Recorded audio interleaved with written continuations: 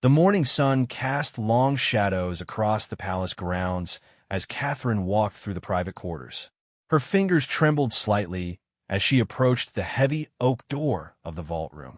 Inside that room lay pieces of history, jewels that had adorned queens and princesses for centuries. But today, she was there for one specific item. The guards nodded respectfully as she entered. The room smelled of old wood and metal polish. Glass cases lined the walls, each containing treasures worth millions. But Catherine's eyes searched for only one piece. There, in a case near the back, lay the sapphire and diamond necklace that had once belonged to Diana. Catherine had seen it in photographs countless times. Diana had worn it to state dinners, charity galas, and royal tours. The deep blue sapphires caught the light even in the dimness of the vault, surrounded by diamonds that sparkled like stars. It was more than just jewelry. It was a symbol, a connection to a woman she had never met, but whose shadow touched everything in her life as the Princess of Wales. The keeper of the royal jewels, Mrs. Whitmore, stood nearby with a leather-bound ledger. She had served the family for 40 years and knew every piece in the collection. Her face remained carefully neutral as Catherine approached the case. "Your Royal Highness," Mrs. Whitmore said softly, "His Majesty has requested to be informed if anyone wishes to access this particular piece." Catherine paused. She had known this might happen. Charles had been protective of Diana's jewelry since her death. Some pieces had been given to William and Harry, but others remained locked away, too painful perhaps for anyone to see or wear. "I understand," Catherine replied. "Please inform His Majesty that I would like to discuss this with him personally." Mrs. Whitmore nodded and made a note in her ledger. Catherine took one last look at the necklace before leaving the vault. She had planned everything so carefully for the upcoming state dinner. It would be her first major appearance since becoming Princess of Wales, and she wanted to honor Diana's memory while also making her own mark. As she walked back through the corridors, Catherine remembered the conversation with William from the night before. He had been sitting in their private living room, going through papers from his foundation. "I've been thinking," she had said, settling beside him on the sofa, "about the state dinner next week." William had looked up, sensing something in her tone. After 10 years of marriage, he could read her moods perfectly.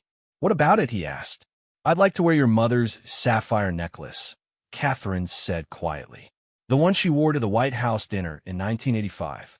William's face had gone still. He set down his papers and turned to face her fully. "Kate, I know it's significant," she continued quickly. "That's why I want to wear it. To honor her memory, to show continuity. The people loved her, and they should see that we remember and respect that love." William had been quiet for a long moment. "It's not just about the people," he finally said. "It's about Papa. He find it difficult, seeing her things." "I know," Catherine said, taking his hand. "That's why I want to speak with him first, to explain why I think it's important." Now, walking through the palace, Catherine wondered if she had made the right decision. The relationship between Charles and Diana had been complicated, painful, and very public. Even now, decades after the divorce and Diana's death, the wounds seemed fresh at times. She found Charles in his study, surrounded by the usual chaos of papers, books, and half-drunk cups of tea. He was writing something by hand, his fountain pen moving across the page in his distinctive script. He looked up as she knocked and entered. "Catherine," he said, setting down his pen. "Mrs. Whitmore just called. Something about Diana's necklace." Catherine sat in the chair across from his desk. She had thought carefully about what to say, but now, facing Charles, the words seemed inadequate. "Yes," she said simply. "I would like to wear it to the state dinner next week." Charles leaned back in his chair. His face was unreadable, but Catherine could see the tension in his shoulders. "May I ask why that particular piece?" "Because it represents something important," Catherine said. "The people remember Diana with love. They see me now in the role she once held. I think wearing something of hers would show respect for that memory and help bridge the past with the present." Charles was quiet for a long moment. He stood and walked to the window, looking out at the gardens. Catherine waited, knowing this was difficult for him. Diana wore that necklace the night she danced with John Travolta, Charles said finally. The photographs went around the world. She looked radiant. Catherine remained silent, letting him speak. It was one of those nights when she seemed to glow from within, Charles continued. The media called her a fairy tale princess. The irony wasn't lost on either of us, given what was happening in private. He turned back to Catherine. You know, don't you, that wearing that necklace will cause a sensation? The comparisons will be immediate and inevitable. I know, Catherine said, but I think it's time. William and Harry need to see that their mother's memory is honored, not hidden away. And perhaps it's time for healing. Charles studied her for a long moment. Catherine had always been diplomatic, careful, perfect in her role. But he could see the steel beneath the soft exterior. She had thought this through. Have you spoken to William? He asked. Yes. He understands my reasoning. And Harry? Catherine hesitated. The relationship with Harry had been strained since he and Meghan had stepped back from royal duties. I plan to call him today. Charles nodded slowly. You know, Catherine, Diana would have liked you. She would have appreciated your steadiness, your dedication to the role. It was perhaps the highest compliment Charles could have given. Catherine felt tears prick her eyes, but blinked them back. Thank you, she said softly. Charles returned to his desk and pulled out a key from a drawer. This is for Mrs. Whitmore. Tell her she has my permission. But Catherine, she looked at him, waiting. Be prepared for the storm that will follow. The media will go into overdrive. Every gesture you make while wearing that necklace will be analyzed and compared to Diana. I understand, Catherine said, taking the key. I'm prepared. But, as she left Charles's study, Catherine wondered if anyone could truly be prepared for what would come. The ghost of Diana loomed large over the royal family, a presence both beloved and painful. That evening, Catherine sat in her private sitting room with her stylist, Alexander, and her private secretary, Hannah. They were reviewing the plans for the state dinner. The dress is ready, Alexander said, showing her photographs of the deep blue gown they had commissioned. It will complement the sapphires perfectly. Have you considered the implications? Hannah asked carefully. The last time that necklace was worn publicly was by Diana. Yes, Catherine finished. I'm aware of the significance. Hannah pulled out her tablet. I've had the communications team prepare several scenarios. The interest will be intense. We should be prepared for everything from positive coverage, celebrating the tribute, to less favorable comparisons. Catherine nodded. She had been in the public long enough to know how these things worked. Every outfit, every jewelry choice, every gesture was scrutinized and given meaning, whether intended or not. What about the guest list for the dinner? Catherine asked, changing the subject slightly. The usual diplomatic corps, government ministers, and selected celebrities and business leaders, Hannah replied. The American ambassador will be there, of course, which adds another layer given the history with that necklace. Alexander was sketching something in his notebook. We'll need to consider the hairstyle carefully. Diana wore her hair short when she wore the necklace. Your longer hair will give it a different look, which might help distinguish the appearances. They continued planning for another hour, going over every detail. Catherine knew that success in her role often came down to these small choices, the careful consideration of every element. Later that night, she called Harry in California. The time difference meant it was afternoon there. He answered on the third ring. Kate, he said, his voice warm but cautious. The distance between them was about more than just miles these days. Harry, I hope I'm not interrupting, she said. No, it's fine. Archie's napping, and Megan's at a meeting. Is everything all right? Catherine took a breath. I wanted to speak with you about something before you heard it from anyone else. I've decided to wear your mother's sapphire necklace to the state dinner next week. There was silence on the other end. Catherine waited, knowing Harry needed time to process this. The one from the White House dinner? He asked finally. Yes. Why? His voice wasn't accusatory, just curious. Because I think it's time, Catherine said. Because I want to honor her memory and show that she's not forgotten. Because your children and mine should see that their grandmother's legacy is celebrated, not locked away. Harry was quiet again. Then she heard him sigh. You know the media will go crazy. Yes. And You're prepared for that? As prepared as one can be. Have you talked to Papa? Yes. He's given his permission. That must have been difficult. It was. But I think he understood my reasoning. Harry's voice softened. Mom would have been touched, Kate. She always worried about being forgotten, about her work not maturing in the end. This shows that it did matter, that she still remembered. Catherine felt relief wash over her. Harry's approval meant more than she had expected.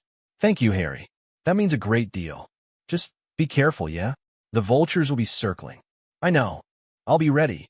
They talked for a few more minutes about the children, carefully avoiding the topics that had driven them apart. When Catherine hung up, she felt a mix of emotions. The decision was made now. There was no going back. The next few days passed in a blur of preparations. Word had leaked, as it always did, that Catherine would be wearing one of Diana's significant pieces to the state dinner. The speculation was intense. Fashion magazines ran retrospectives on Diana's jewelry collection. News programs brought in body language experts to analyze what the choice might mean. Meanwhile, within the palace, the atmosphere was tense. Camilla maintained a dignified silence on the matter, but Catherine could sense her discomfort. The comparison between Diana and Camilla had been a source of pain for years.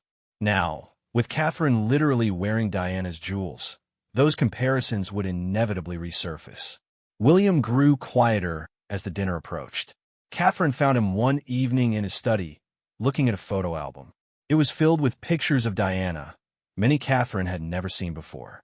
She wore that necklace to my parents' wedding anniversary party once, William said, pointing to a photograph. I remember thinking she looked like a queen. Catherine sat beside him, studying the photograph.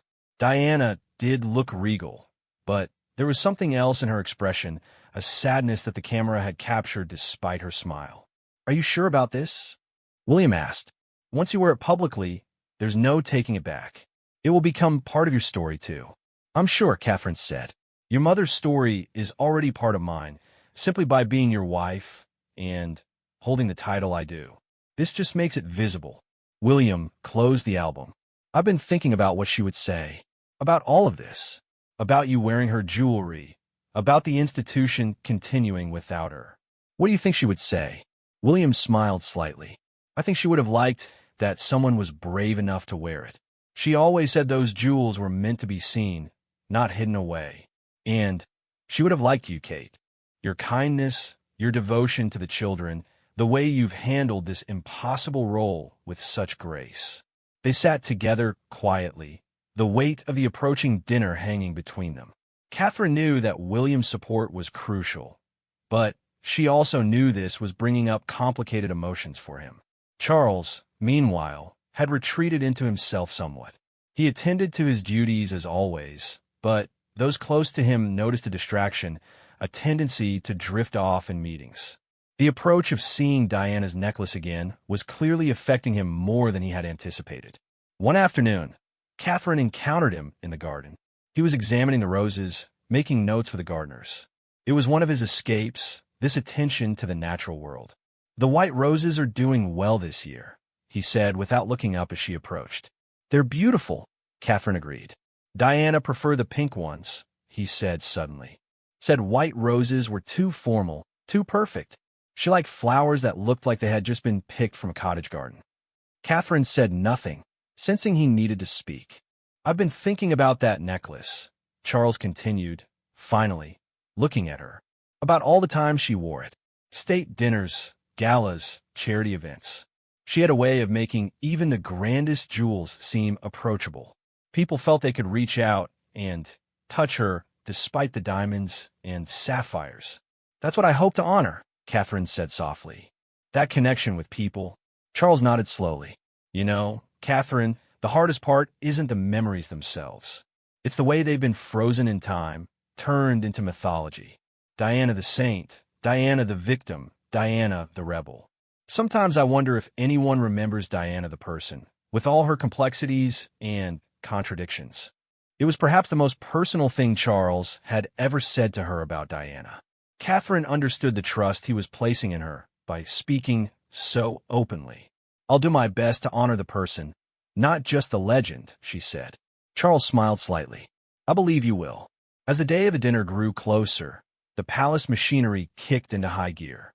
Security was reviewed and enhanced, given the expected media attention. The guest list was finalized and refined. Every detail of the evening was planned and replanned. Catherine found herself standing once again in the vault room, but this time Mrs. Whitmore was opening the case. With white-gloved hands, she lifted out the necklace. Up close, it was even more magnificent than Catherine had expected. The sapphires were a deep, rich blue, each one surrounded by diamonds. The piece was both delicate and substantial, designed to catch the light with every movement. "Your Royal Highness," Mrs. Whitmore said. "Would you like to try it on?" Catherine nodded. As Mrs. Whitmore fastened the necklace around her neck, Catherine felt the weight of it, not just physically, but symbolically. She looked at herself in the mirror, and, for a moment, she could see why this piece had caused such a sensation. It was truly spectacular. "It suits you," Mrs. Whitmore said quietly. Different from how it looked on the late princess, but equally striking. Catherine touched the central sapphire gently. In a few days, she would wear this in public, and everything would change. The comparisons, the analysis, the scrutiny would be intense. But she had made her decision. As she prepared to leave the vault, Mrs. Whitmore spoke again. "Your Royal Highness, if I may, I was here when the late princess used to come choose her jewels. She always said the pieces weren't just decorations, but tools. Tools to draw attention to causes, to make people listen. I think she would appreciate your understanding of that." Catherine smiled gratefully. "Thank you. That means more than you know." The final preparations continued with increasing intensity. Catherine's team worked around the clock to ensure every detail was perfect. The dress had been fitted and refitted. The shoes had been broken in carefully. Every element had been considered and reconsidered. Meanwhile, the media speculation reached fever pitch. Programs dedicated entire segments to discussing the significance of Catherine's choice. Fashion historians were interviewed about the provenance of the necklace. Body language experts prepared to analyze every gesture from the evening. William watched the coverage with increasing tension. He had agreed to Catherine's decision, but seeing the media circus building reminded him painfully of his childhood, of the constant scrutiny his mother had faced. "Are you sure you want to do this?" he asked Catherine again the night before the dinner. They were in their private apartment, the children asleep, the palace quiet around them. "Yes," Catherine said firmly. "I'm sure. This is about more than just wearing a necklace, William. It's about showing that we can honor the past while moving forward. It's about showing that your mother's place in this family's history is secure and celebrated." William pulled her close. "I know. I worry. The pressure you're putting on yourself." "The pressure exists whether I wear the necklace or not," Catherine pointed out. "At least this way, I'm choosing to face it head on."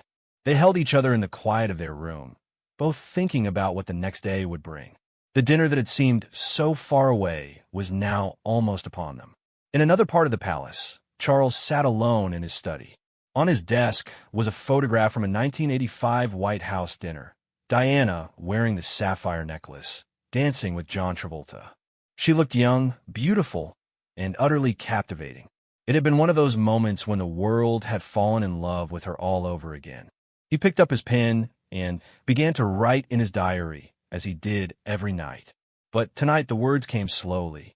How did one process seeing that necklace again, on a different woman, in a different time? How did one reconcile the past with the present? Charles wrote late into the night, working through his thoughts and emotions on paper. By the time he finished, the first light of dawn was appearing in the east. The day of the dinner had arrived.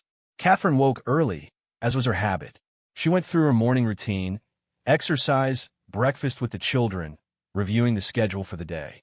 But underneath the normalcy was an electric current of anticipation. Her team arrived mid-morning to begin the preparations. Hair, makeup, final dress fittings, everything had to be perfect. As they worked, Catherine remained calm, drawing on years of experience in the public eye. "The car will arrive at 6:45, Hannah reminded her, going through the timeline once more. Arrival at 7 o'clock, reception line at 7:15, dinner served at 8 o'clock. Catherine nodded, only half listening. Her thoughts were on the necklace, sitting in its case in the next room, waiting to be worn again after so many years. As the afternoon wore on, the palace buzzed with activity. Staff prepared for the dinner, florists made final adjustments, and security did their final sweeps. Outside the gates, media trucks were already in position, reporters doing preliminary broadcasts. William came to see Catherine as she was having her hair styled. He was already in his dress uniform, looking handsome but tense. "The children wanted to see you before you left," he said. "They're very excited about Mummy wearing a princess necklace." Catherine smiled. "Bring them in." George, Charlotte, and Louis tumbled into the room, carefully supervised by their nanny. They had been told they could see Mummy getting ready for the important dinner. "You look beautiful, Mummy," Charlotte said, watching with wide eyes as the hairdresser worked. "Will you wear tiara too?" George asked. He had recently become very interested in the regalia and ceremonies of royalty. "Not tonight," Catherine said. "Tonight is about the necklace." "The one that was Granny Diana's?" George asked. They had been careful to teach the children about William's mother, to make her a real presence in their lives despite her absence. "Yes," Catherine said, "the very same one." The children stayed for a few more minutes before being shepherded away for their own dinner and bedtime routine. Their innocent excitement helped calm Catherine's nerves. As the sun began to set, it was time for the final preparations. Alexander helped Catherine into the gown, a creation in midnight blue silk that complemented her coloring perfectly. The dress was elegant but not overpowering, designed to showcase the necklace without competing with it. Finally, it was time. Mrs. Whitmore had arrived with the necklace in its case. The room fell silent as she opened it. The sapphires caught the light, seeming to glow with an inner fire. "Ready, Your Royal Highness?" Mrs. Whitmore asked. Catherine nodded. As the necklace was fastened around her neck, she felt the weight of history settling on her shoulders. She turned to look in the full-length mirror. The woman looking back at her was regal, elegant, every inch a princess. But, more than that, she looked like someone who understood the responsibility she was carrying. The necklace, which had last adorned a woman so different from herself, seemed to have found a new life. "You look magnificent," William said softly. He had been standing in the doorway, watching. Mummy would be proud. Catherine took a deep breath. "Then, let's go make her proud." As they prepared to leave for the dinner, Catherine thought about all that had led to this moment. The conversations with Charles, the permission sought, and granted the preparation and planning. But, most of all, she thought about Diana herself, the woman whose shadow she had lived in since the day she became engaged to William. Tonight, she would step into that shadow deliberately, wearing the jewels that had once adorned one of the most famous women in the world. But she would do it as herself, as Catherine, bringing her own grace and dignity to the role. The car was waiting. The guests were gathering. The media was poised. The moment that had been weeks in the planning was finally here. As Catherine walked through the palace corridors, the necklace catching the light with every step, she could feel the weight of expectation. Staff members stopped to stare, some who remembered Diana wearing the same jewels. Their expressions were a mix of admiration and something else, perhaps memory, perhaps hope. At the top of the grand staircase, Catherine paused. Below, she could hear the murmur of arriving guests, the subtle orchestra music, the clink of champagne glasses. In a moment, she would descend those stairs, and the world would see Diana's necklace again, worn by a new princess of Wales. William offered her his arm. "Ready?" he asked. Catherine touched the necklace one last time, feeling the cool stones against her fingers. "Ready," she said, and with that, they began their descent, stepping into history, into the glare of cameras and the weight of comparison, into a moment that would be remembered and analyzed for years to come. The sapphires and diamonds caught the light with each step, a glittering reminder of the past carried into the present. The palace held its breath, waiting to see how this bold choice would be received. Charles, standing at the bottom of the stairs, watched with an unreadable expression as the necklace he had once given to his first wife appeared again, adorning his daughter-in-law. The moment had arrived. There was no turning back now. The bottom of the grand staircase seemed miles away as Catherine descended, each step measured and careful. The murmur of conversation below gradually died as guests became aware of their approach. The silence spread like ripples in a pond until the entire hall was quiet, hundreds of eyes fixed on the Princess of Wales and the historic jewels adorning her neck. Catherine could feel the weight of every gaze. She had been in the public eye for years, had worn priceless jewels before, had been photographed thousands of times. But this was different. This was a moment that would be dissected and discussed for generations. At the bottom of the stairs, Charles stood frozen. The sight of the necklace had hit him harder than he had expected. For a moment, time seemed to collapse, and he was back in 1985, watching Diana charm a room full of dignitaries. But then Catherine smiled at him, a gentle, understanding smile, and the spell was broken. This was not Diana. This was Catherine, making her own mark while honoring the past. "Your Majesty," Catherine said softly, dropping into a perfect curtsy. Charles found his voice. "You look splendid, my dear," he managed, though his eyes remained fixed on the necklace. "Absolutely splendid." The American ambassador was the first of the guests to approach, and Catherine could see the recognition in her eyes. Ambassador Sarah Richardson was old enough to remember the original White House dinner, to have watched Diana dance in this very necklace. "Your Royal Highness," the ambassador said, "what a magnificent tribute. I was just a junior staffer in 1985, but I remember watching the Princess of Wales that night. She lit up the room. As do you tonight." "Thank you, Ambassador," Catherine replied.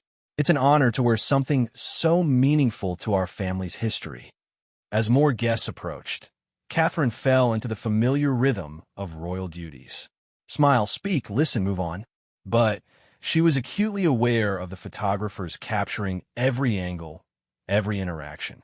The necklace seemed to pulse with each camera flash. William stayed close by her side, his presence a steady comfort. He had his own memories of the necklace, vaguer than Charles's, but no less significant. He remembered his mother getting ready for events, remembered her letting him touch the sapphires with careful fingers. "You're doing beautifully," he murmured during a brief moment between guests. The dinner itself was held in the state dining room, its long table set with the finest china and crystal. Catherine was seated between the American ambassador and the German foreign minister, with Charles directly across from her.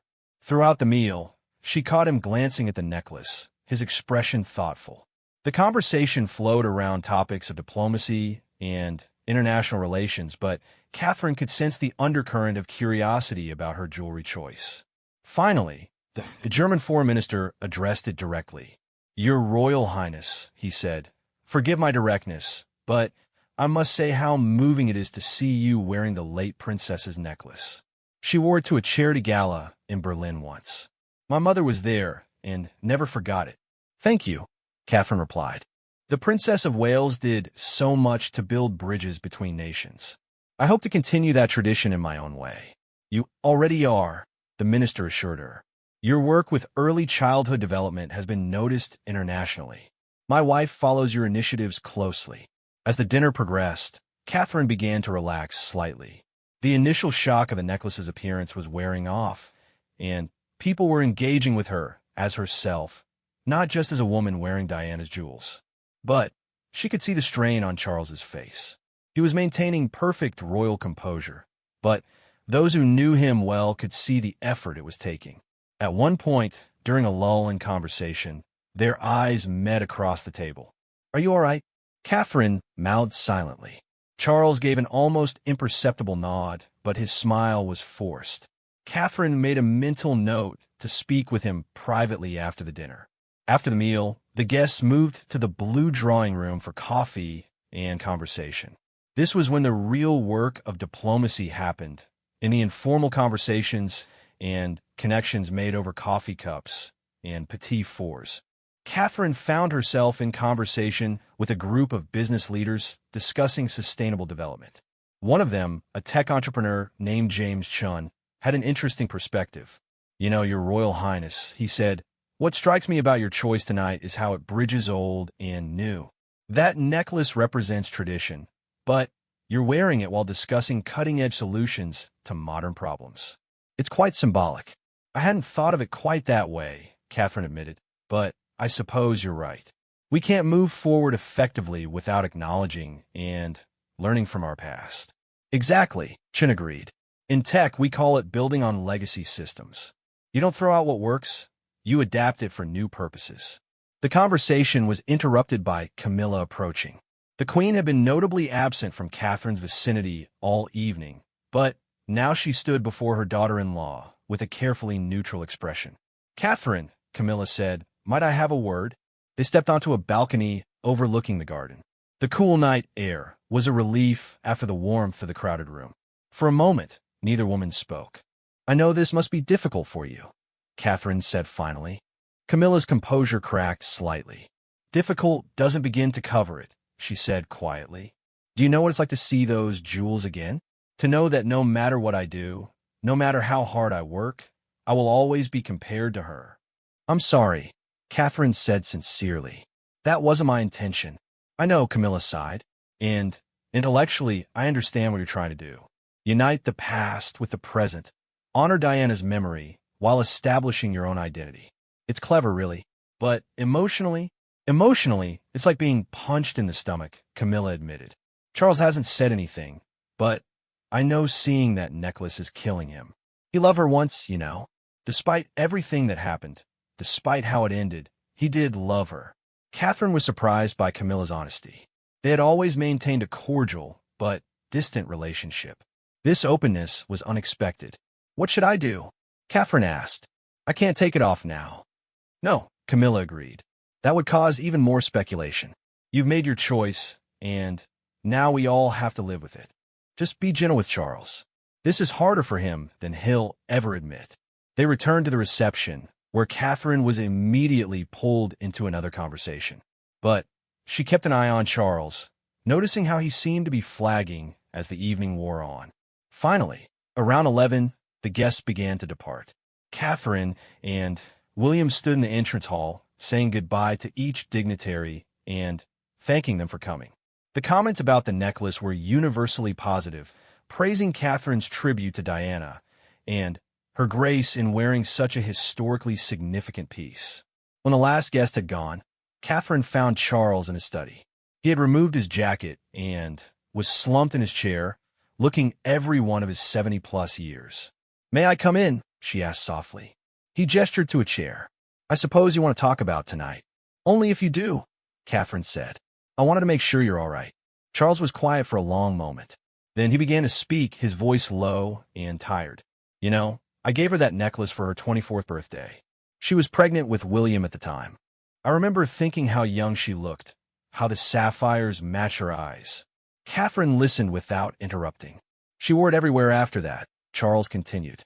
"State dinners, film premieres, charity galas. It became one of her signature pieces. And every time she wore it, I remembered that birthday, that moment when things between us were still possible." "I'm sorry," Catherine said. "I didn't mean to cause you pain." No, Charles said, waving his hand. "You did the right thing. Those jewels were meant to be worn, not locked away. Diana would have hated to see them gathering dust in a vault. She believed beautiful things should be shared with the world. Still, seeing them again was like seeing a ghost," Charles admitted. "But perhaps it's not entirely bad. We've all been running from Diana's ghost for so long. Maybe it's time to stop running and start embracing it." They sat in comfortable silence for a moment. Then Charles spoke again. "You handled yourself beautifully tonight. The guests were impressed. The media will have their story, and you've shown that you're not afraid to take on the weight of the past. Well done." "Thank you," Catherine said, touched by his praise. "Now go," Charles said, managing a small smile. "William is probably waiting for you, and I need some time alone with my memories." Catherine left him to his thoughts and found William in their private apartment. He had already changed out of his formal wear and was sitting on the sofa, scrolling through his phone. "The coverage has started," he said, showing her the screen. "Look." The headlines were already dramatic. "Kate honors Diana with historic necklace. Red one." "A new Princess of Wales embraces the past," said another. The photos were everywhere, Catherine descending the stairs, the sapphires glittering in the light. "No going back now," Catherine said, sitting beside him. "How are you feeling?" William asked, putting his phone aside. "Exhausted," Catherine admitted. "Relieved it's over. Worried about your father." "He'll be all right," William said. "He's stronger than he seems." And he was right. Mummy would have wanted her jewels worn, not hidden away. They sat together, processing the evening. Tomorrow would bring more coverage, more analysis, more comparisons. But for now, they had navigated the first hurdle. In the days that followed, the reaction to Catherine wearing Diana's necklace dominated the news cycle. Fashion magazines dedicated entire issues to analyzing the choice. Royal correspondents debated the significance on television panels. Social media was flooded with side-by-side comparisons of Diana and Catherine in the necklace. Most of the coverage was positive, praising Catherine for honoring Diana's memory while making the piece her own. Fashion critics noted how the different dress style and Catherine's longer hair gave the necklace a fresh look.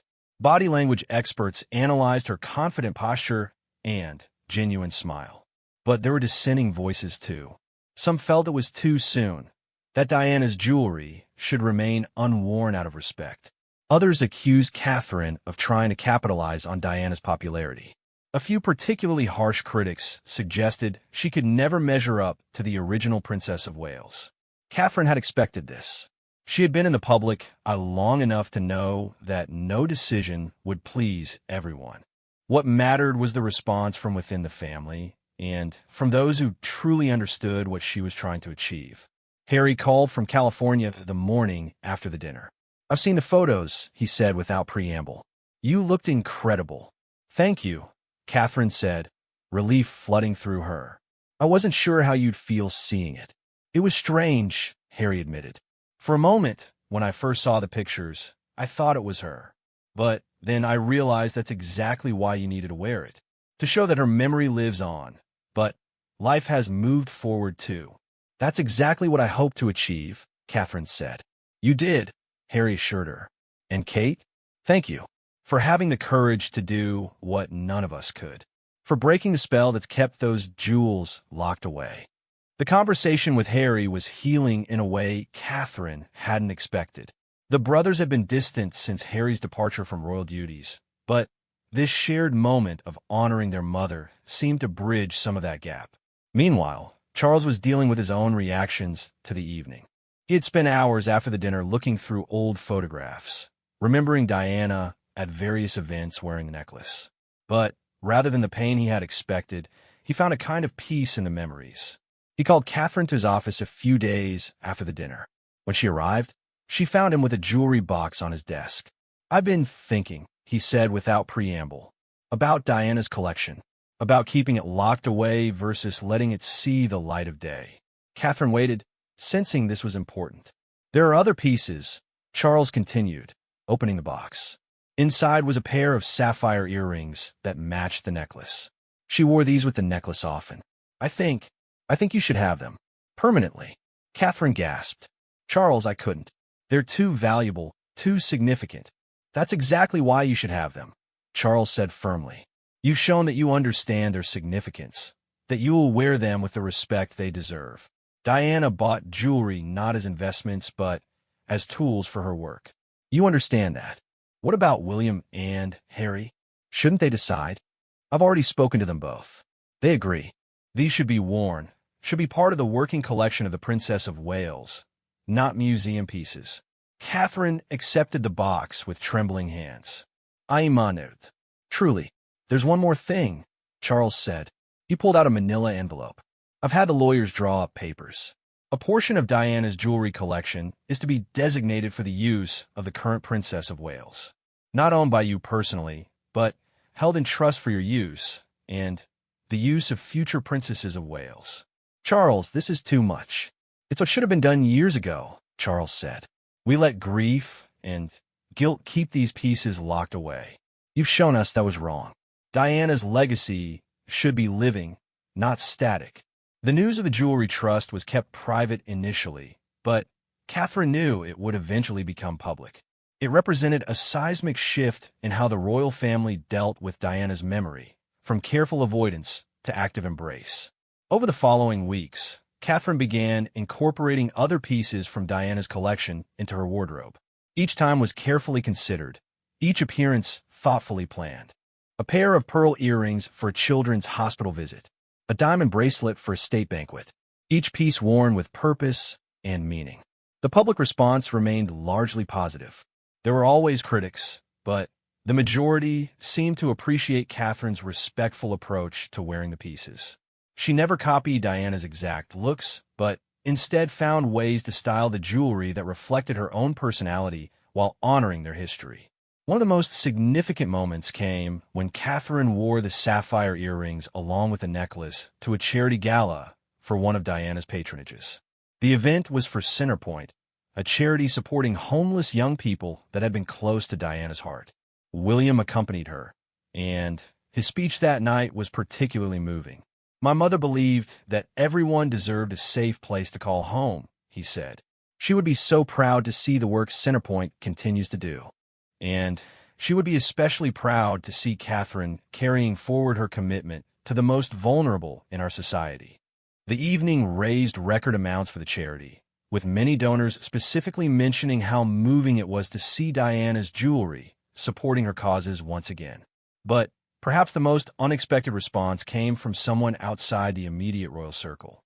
A few weeks after the initial dinner, Catherine received a letter from Francis Shan Kidd's estate. Diana's mother had passed away years earlier, but her personal secretary had been going through papers and found an unopened letter addressed to the future Princess of Wales. Catherine's hands shook as she opened it, alone in her study. The letter was dated just months before Francis's death. "To the woman who will one day hold my daughter's title," it began. "I don't know who you are or when you will read this, but I wanted to share some thoughts with you. My daughter Diana was many things: beautiful, compassionate, troubled, brilliant, difficult, loving. The world saw the fairy tale princess, but the reality was far more complex. She struggled with the weight of the role you now hold, with the constant scrutiny and impossible expectations. If you're reading this, it means you have taken on that same weight. I hope the world is kinder to you than it sometimes was to her. I hope you have found a way to balance duty with personal happiness, something Diana struggled to achieve. Know that Diana would not want you to be constrained by her memory. She would want you to forge your own path, to use the platform as she did, to bring attention to those who need it most. If you choose to wear her jewels or carry on her charities, do so because it serves your purpose, not out of obligation to her ghost. Be brave, be kind, and be yourself. The role of Princess of Wales is what you make it. Diana made it a force for change and compassion. I hope you will do the same in your own way." With hope for your happiness and success, Francis Shan Kidd, Catherine read the letter 3 times, tears streaming down her face. It felt like a benediction, a release from the weight of comparison she had carried for so long. She showed it to William that evening, and they cried together, healing tears for old wounds. The letter gave Catherine even more confidence in her approach. She began to speak more openly about Diana and her engagements, not just wearing her jewelry, but sharing how Diana's work had influenced her own interests in early childhood development and mental health. At a conference on children's mental health, Catherine spoke candidly. "The Princess of Wales who came before me understood that supporting children meant supporting their entire family system. Her work with AIDS patients and their families, with homeless youth, with those struggling with mental health, it all came from an understanding that we are interconnected. That legacy drives my work today." The speech was widely praised for its honesty and for the way it connected past and present without dwelling on tragedy or sentiment. As the months passed, the sight of Catherine in Diana's jewelry became normalized. The initial shock and endless comparisons faded, replaced by an acceptance that this was now part of the royal family's approach to honoring their history while moving forward. Charles, too, seemed to find peace with the situation.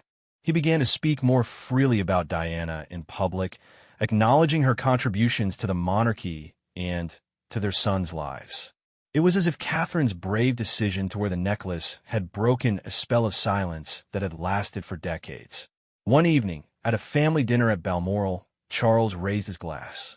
"I want to propose a toast," he said, "to Catherine, who has shown us all that honoring the past doesn't mean being imprisoned by it, and to Diana, whose light continues to shine through the good works done in her memory." It was a moment of healing that none of them had expected when Catherine first reached for that necklace in the vault. The simple act of wearing a piece of jewelry had opened doors to conversations and reconciliations that had seemed impossible. But Catherine knew the real work was just beginning. With the jewelry came responsibility, to the causes Diana had championed, to the people who still looked to the Princess of Wales as a symbol of compassion and change, and to future generations who would inherit these pieces and their complex history. She established a committee to oversee the use of Diana's jewelry collection, including representatives from Diana's charities and both William and Harry. The committee would ensure that the pieces were used thoughtfully and in ways that honored Diana's memory while serving current needs. The first major decision of the committee was to loan several pieces to a museum exhibition on the history of royal women and social change. The exhibition would travel internationally, with proceeds supporting Diana's charities. It was a way to share the jewelry with the public while raising funds for good causes, something Diana would have appreciated. As Catherine stood in the museum on the opening night of the exhibition, watching people file past the cases containing Diana's jewels, she reflected on the journey of the past months. What had started as a simple desire to honor her predecessor had become a catalyst for healing and change within the royal family. A young woman approached her, eyes shining. "Your Royal Highness," she said, "my mother was a single parent who got help from one of Diana's charities. Seeing you wear her jewelry, continuing her work, it means so much to families like mine." Catherine clasped the young woman's hands. "That's why we do this," she said, "to keep that connection alive, to show that compassion and service transcend time." Later that night, as Catherine prepared for bed, she removed the sapphire earrings Diana had once worn. She placed them carefully in their box, thinking about all the events they had attended, all the people they had helped charm into supporting good causes. Tomorrow, she would wear them again to visit a women's shelter. Next week, perhaps the pearl necklace for a literacy campaign launch. Each piece deployed strategically, just as Diana had done, to draw attention where it was needed most. The palace no longer held its breath when Catherine reached for Diana's jewelry. Instead, there was a sense of continuity, of purpose renewed. The past and present had found a way to coexist, not in competition, but in harmony. William found her standing by the window, looking out at the London skyline. "Penny for your thoughts?" he asked. "Just thinking about your mother," Catherine said, "about how brave she was to use everything at her disposal, including her jewelry, to make a difference. I hope I can do the same." "You already are," William assured her. "She will be so proud." And in that moment, with the lights of London twinkling below and Diana's earrings safe in their box, Catherine felt the truth of his words. She had taken on not just jewels, but a legacy, and she would wear both with honor for as long as they were entrusted to her.